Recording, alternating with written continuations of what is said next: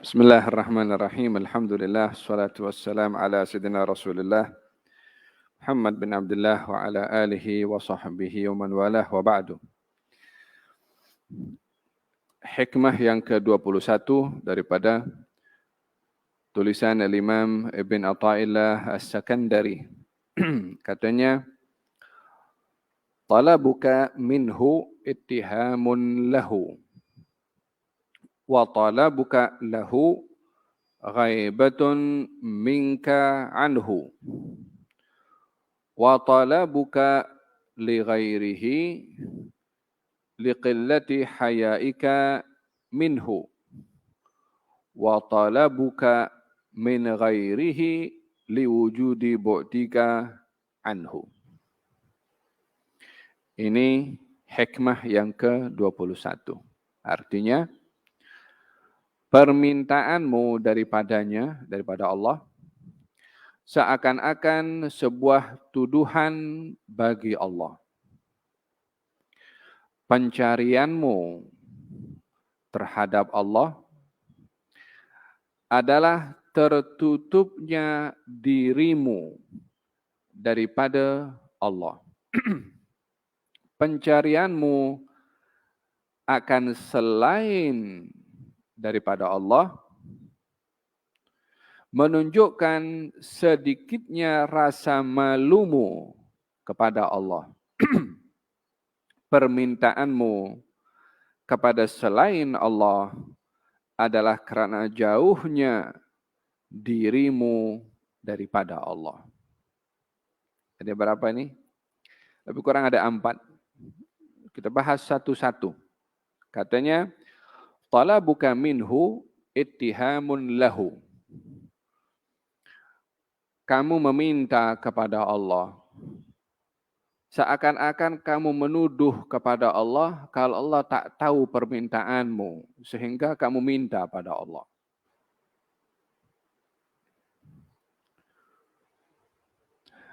Kata-kata ini adalah memberikan penjelasan kepada kita tentang maqam yang berbeza antara satu golongan dan golongan yang lain.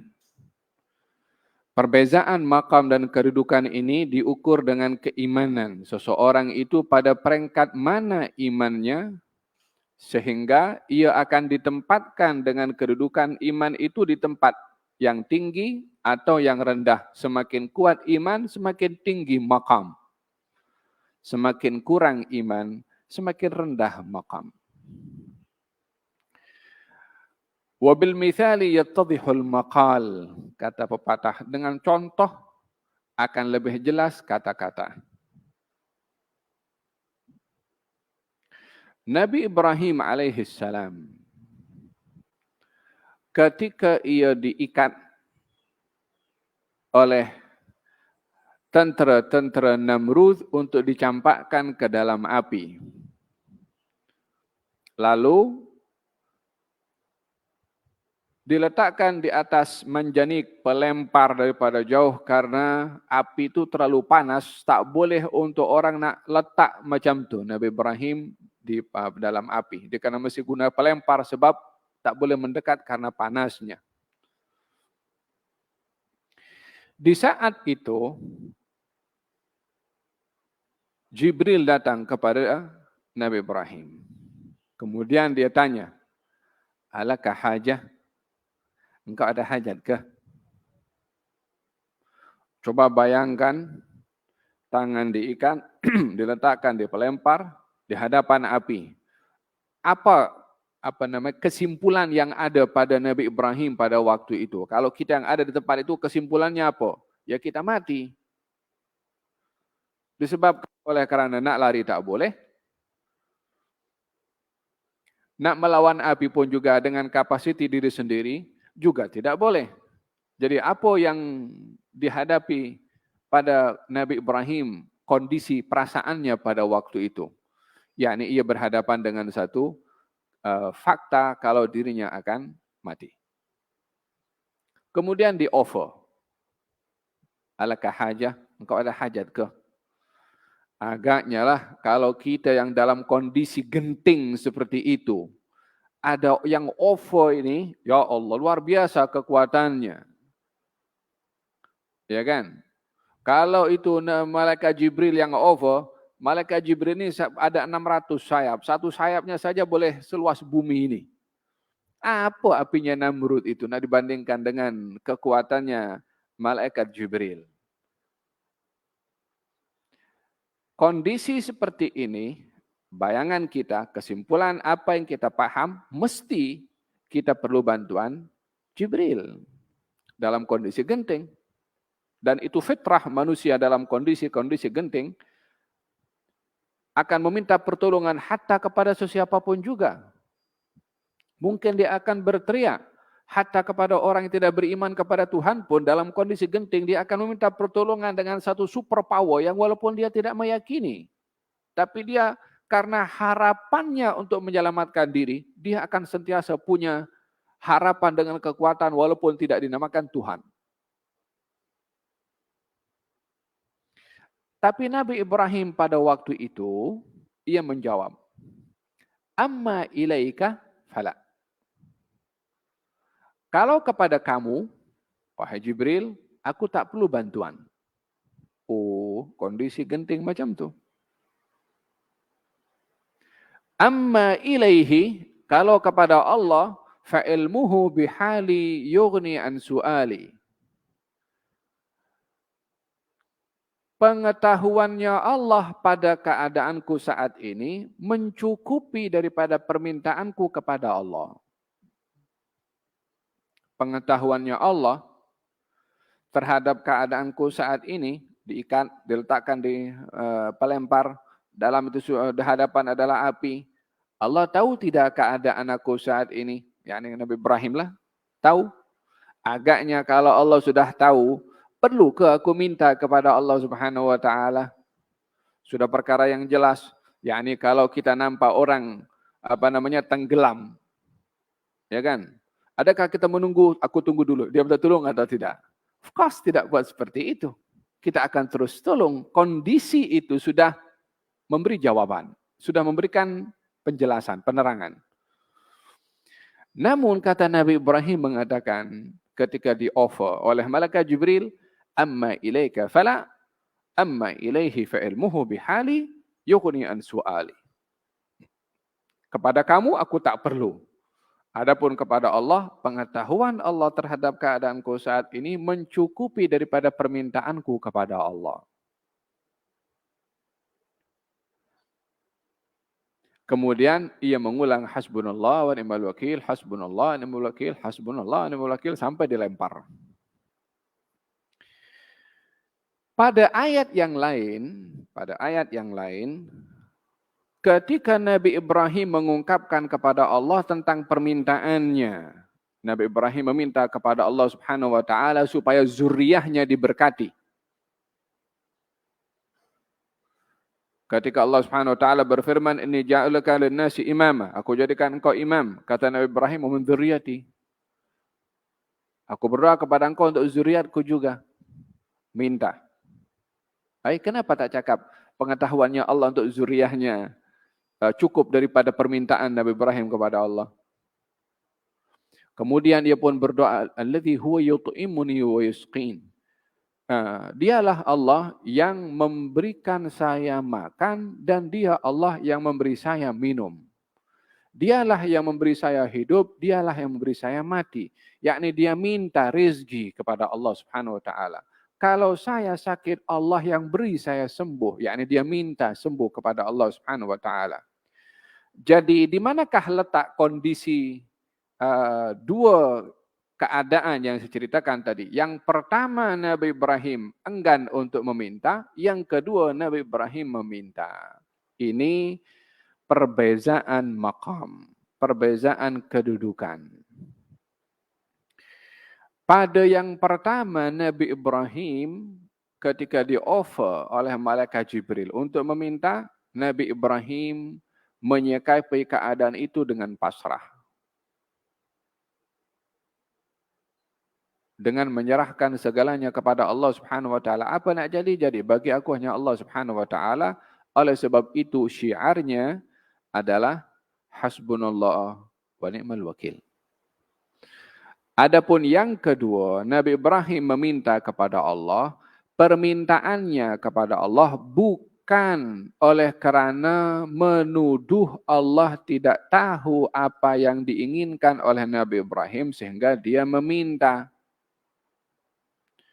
Orang itu yang sudah tahu keperluan anak buahnya, yang kalau anak buah itu minta kepada orang yang sudah tahu keperluannya, orang itu akan, kau pikir aku tak tahu apa kau punya perlu ke?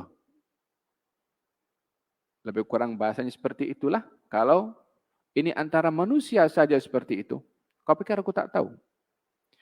Agaknya siapa yang lebih tahu keperluan kita berbandingkan dengan Allah? Tak ada siapa yang lebih tahu kita punya keperluan berbandingkan dengan Allah Subhanahu wa taala. Maka bila seseorang itu meminta kepada Allah dalam perasaannya, dalam dirinya, seakan-akan dia meyakini Allah tak tahu apa keperluannya, maka di sini dia telah menuduh dengan Allah kepada Allah Subhanahu wa taala dengan tuduhan yang tidak baik. Inilah maksud daripada kata-kata yang pertama, talabuka minhu ittihamun lahu. Permintaanmu kepada Allah dengan perasaan, dengan keadaan bahwasanya Allah tidak tahu akan keperluan kamu sehingga kamu mengingatkan kepada Allah, itu kamu tuduh yang bukan-bukan kepada Allah. Tetapi kalau permintaan kamu adalah untuk menzahirkan fakirnya kamu kepada Allah, itu sifat hamba Allah yang baik. Jadi, di saat ia tidak meminta kepada Allah Subhanahu wa taala dengan keyakinan bahwasanya Allah Maha mengetahui keperluannya, di saat dia meminta tujuannya adalah untuk menzahirkan kemiskinan dan keperluannya kepada Allah taala. Bezanya apa? Kalau tidak diberi oleh Allah permintaannya, maka orang yang dia meminta kepada Allah untuk menunjukkan miskin, untuk menunjukkan fakir pada Allah. Kalau tak diberi, dia tak komplain. Dia tak tuduh yang bukan-bukan pada Allah. Dia tidak buruk sangka dengan Allah. Tapi kalau orang yang meminta kepada Allah seakan-akan Allah tak tahu akan keadaannya, di sini dia akan dalam hatinya, kenapa aku tak diberi? Apa yang aku kurang pada Allah? Dia tuduh bukan-bukan kepada Allah Subhanahu wa taala. Maka di sinilah kata Imam Abdullah bin Alul Haddad, fadu'ai wabtihali syahidun li bif tiqari falihada sirri ad'u fi yasari wa asari ana abdun sarah fakhri dhimna faqri wa tirari. Doa saya, harapan saya, permintaan saya kepada Allah untuk tunjuk saya ini miskin pada Allah. Oleh sebab saya ini sentiasa miskin pada Allah, saya berdoa dalam keadaan senang, dalam keadaan susah. Bukan masa susah je berdoa. Sebab miskin kepada Allah bukan saat dia susah. Saat senang pun miskin juga kepada Allah Subhanahu wa taala. Manusia ini mana ada yang kaya di hadapan Allah Subhanahu wa taala? Ya ayuhan nasu antumul fuqara'u ila Allah wallahu huwal ghaniyyul hamid. Wahai sekalian manusia, semua kamu tanpa terkecuali miskin fakir kepada Allah, Allah yang maha kaya. Faham Tom? Ini potongan yang pertama pada kata-kata talabuka minhu ittihamun lahu. Jadi kita ini perlu berdoa atau tidak? Perlu. Innallaha yuhibbul mulihina fid du'a. Allah suka kepada orang yang kerap berdoa kepada Allah Subhanahu wa taala. Namun pada doa ada adab. Apa adabnya doa? Kalau tidak kunjung tiba pemberian apa yang kita minta kepada Allah, jangan keluar kita daripada status kita ini sebagai hamba yang patuh kepada Allah atas apa yang Allah putuskan. Kalau kita marah pada Allah, komplain pada Allah atas permintaan yang tak dipenuhi oleh Allah, yang Tuhan siapa? Kita ini berdoa bukan Allah bagi kepada aku. Ini bukan perintah kepada Allah. Kita tadahkan kita perlu kepada Allah. Kalau tak diberi oleh Allah Subhanahu wa taala, ambil penjelasan-penjelasan yang lain untuk mengobati rasa buruk sangka dalam hati kepada Allah. Apakah hal-hal lain yang boleh mengobati buruk sangka kita kepada Allah? Kita dengan akidah keyakinan kita kepada Allah. Siapa yang lebih baik daripada Allah? Tidak ada. Siapa yang lebih kasih daripada Allah? Tidak ada. Siapa yang lebih lembut daripada Allah? Tidak ada. Siapa yang lebih memberikan ihsan kepada Allah daripada yang boleh memberikan ihsan seperti Allah? Tidak ada.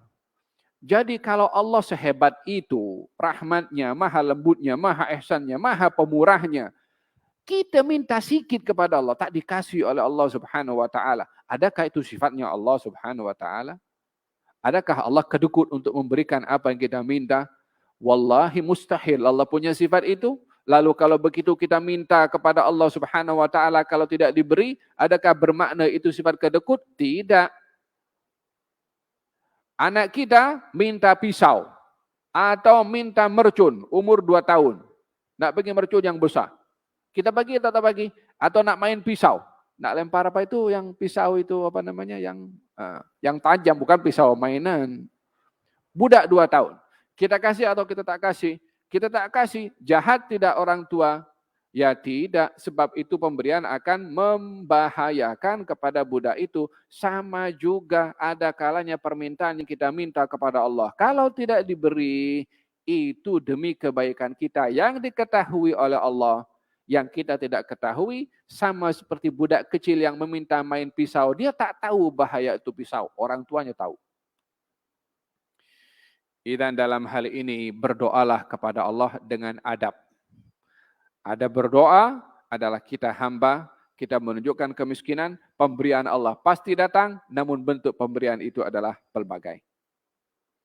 Yang kedua, talabuka lahu ghaibatun minka. Kamu mencari Tuhan,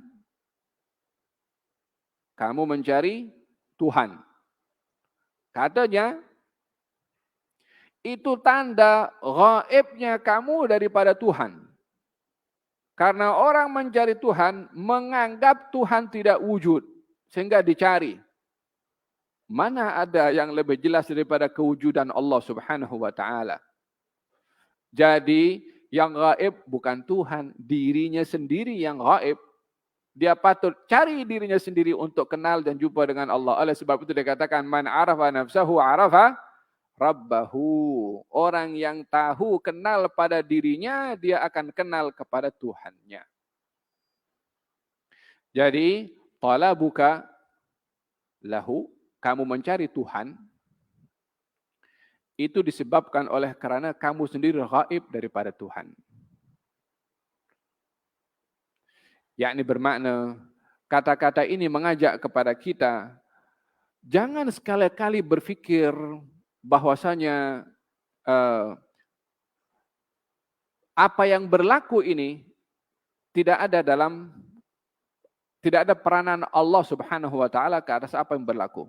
Jangan melihat banjir berlaku, di mana Tuhan dengan musibah yang menimpa? Di mana Tuhan? Di mana diri kita sendiri menyikapi keadaan itu? Di mana Tuhan ketika Covid ini berlaku? Paham tuh? Terkadang orang itu dengan dosa orang nampak, dengan dosa sendiri tak nampak. Dosa orang kecil nampak, dosa diri sendiri macam gajah tak nampak. Dan keyakinan yang ada, bukankah Al-Quranul Karim Allah Subhanahu wa taala berfirman, "Walaqad khalaqnal insan wa na'lamu ma tuwaswisu bihi nafsuhu wa nahnu aqrabu ilaihi min hablil warid."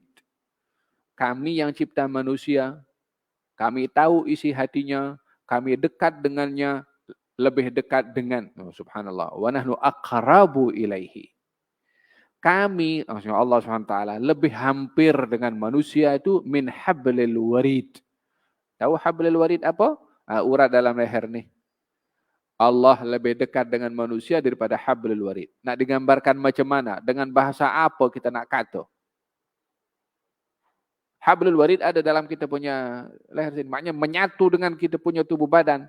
Adakah kita nak memahami bukanlah nak gambarkan Allah menyatu dengan tubuh badan kita. Ini tamthil, perumpamaan untuk memberitahukan Allah ini tidak pernah gaib daripada apapun yang berlaku di atas muka bumi ini, daripada manusia itu sendiri, termasuk daripada suara hatinya. Yang gaib itu adalah manusia. Talabuka lahu pencarian kamu terhadap Allah itu menunjukkan gaibnya kamu daripada Allah Subhanahu wa taala. Jadi bila ada di dalam hati ini rasa di mana Allah dalam hal-hal yang berlaku, balik soalan tu, di mana kamu di hadapan Allah daripada hal-hal yang berlaku. Yang ketiga, mungkin terakhir, wa talabuka li ghairihi li qillati hayaika minhu. Permintaanmu pada selain Allah itu tanda malunya, sedikitnya malunya kamu sehingga kamu minta kepada orang lain. Orang yang dia mengharapkan ada ketergantungan orang lain memiliki kuasa bersama dengan Allah, menyelesaikan urusannya, ini orang tandanya orang yang tidak punya malu kepada Allah Subhanahu wa taala. Disebabkan oleh kerana apapun yang ada di atas muka bumi ini tidak dapat memberikan apa-apa manfaat, melainkan kekuatan yang Allah letakkan pada sesuatu itu. Air ini kalau diminum akan menghilangkan haus. Yang memberi kekuatan pada air untuk menghilangkan haus adalah Allah. Air ini satu nikmat, hilang dahaga itu nikmat yang lain. Karena ada kalanya orang dihukum oleh Allah Subhanahu wa taala minum air tidak hilang hausnya, airnya ada. Air itu nikmat, hilang dahaga itu pun satu nikmat.